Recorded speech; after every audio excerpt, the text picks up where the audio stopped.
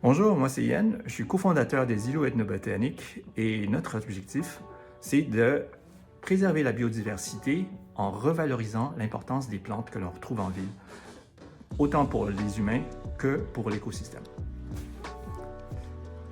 Aux îlots, on veut changer la manière dont les gens voient les plantes que nous retrouvons en ville autour de nous. On veut aussi les encourager à s'impliquer dans la recherche de connaissances traditionnelles et les savoirs modernes liés aux plantes. Notre projet au campus de la transition écologique, c'est de végétaliser des murs. On sait que la brique, la pierre, le béton, ça capte beaucoup plus la chaleur en été qu'un mur végétalisé, par exemple, avec des plantes grimpantes.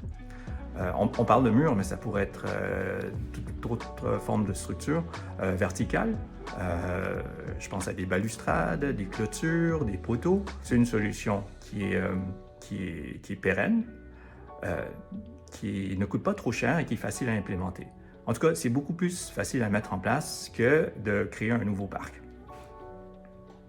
Mais quelles plantes grimpantes installer? Le lierre anglais, pour la saponine qu'on y retrouve, de la vigne vierge, le haricot, la courge, ça c'est des plantes qui se mangent. Bref, on veut inviter les gens à, d'une part, élargir notre connaissance collective du phénomène des îlots de chaleur, de réfléchir ensemble à des solutions pérennes et faciles à implémenter. Ça, c'est important parce qu'on veut rendre ces solutions accessibles et inclusives. Aux îlots, on est convaincu que pour renforcer et pérenniser des solutions d'aménagement, il faut impliquer tous les citoyens. En gros, on veut végétaliser des murs, mais on cherche surtout à verdir les esprits.